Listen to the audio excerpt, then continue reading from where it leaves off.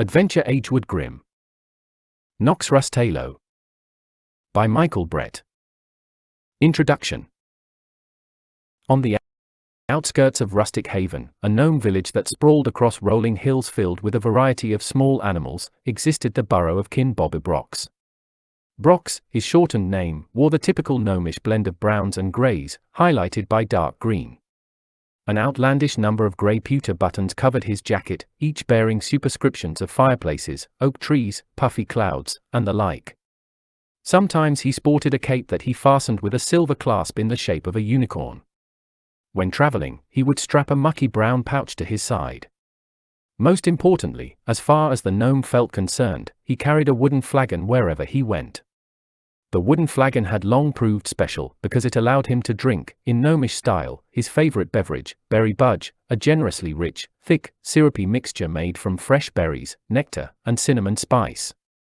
Finally, he wore a pair of gold wire spectacles, a necessity when he had to read.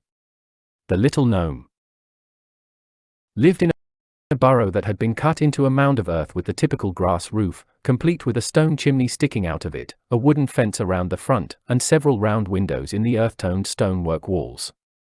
The back of his home ran adjacent to a rocky outcropping of chipped, cracked, crumbly sandstone, and that, in turn, was flanked by white pines, split-barked elms, and sugar maples. Along one side sat a neatly stacked pile of wood and two barrels that held rainwater. A cobblestone walkway wound its way to the front door past marble statues of dull red mushrooms and statues of gnomes lounging around a pool of water, gazing at the sky, or talking to pixies as they flew around flowers. All of this seemed very typical of the burrows scattered about Rustic Haven. However, Blarcs had one thing that proved very rare among the gnomes. Resting on top of his home, there haphazardly glinted a tarnished copper tower that rose above all but the tallest trees and climaxed with a dome-shaped observatory, complete with 17 windows that opened outward so that his oversized, brass telescope could peer into the night skies.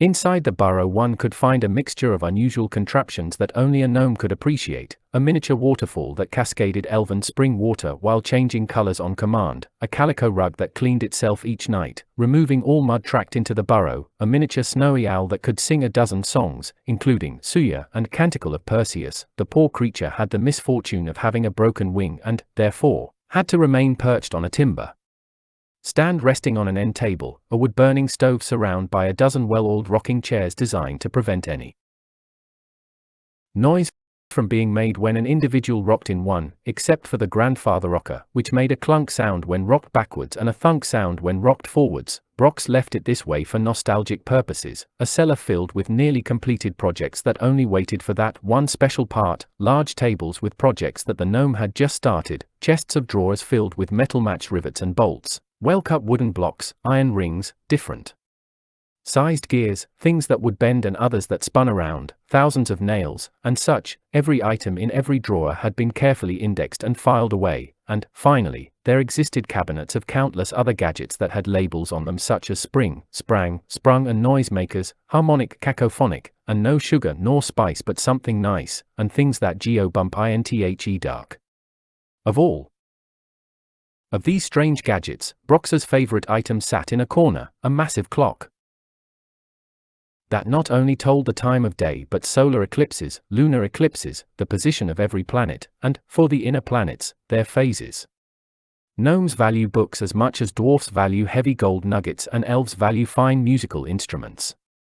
A gnome could spend a month's wages, or more, when buying a book. To most, such an expense seemed somewhere between mildly preposterous to outright ludicrous. However, they frequently overlooked the fact that a gnomish book was not just a book, but a work of art. Typically, each would be a handcrafted leather tome with bronze, white nickel, or gold trimmings, every page containing immaculate script, and chapter beginnings showing a fanciful relief or woodcut. Moreover, the pictures ranged from highly detailed, monochromatic drawings to comprehensive paintings of realistic quality. Although the little gnome had many, many books, only on the lightly stained oak shelf had Blarcs arranged his favorite books. Prize of the Griffin Fair. The warm, inviting burrow, the alchemist, the apothecary, and the artificer, codex of monsters, including the undead, rudimentary agents of arcane magic in illusions, growing giant mushrooms, plus sugar, honey, nectar, and syrup. He had one more book that belonged on this shelf, but it sat on an upstairs desk, because he had been reading it all day, Lakes on the Moon and More Miscellaneous Misunderstandings of the Nighttime Skies.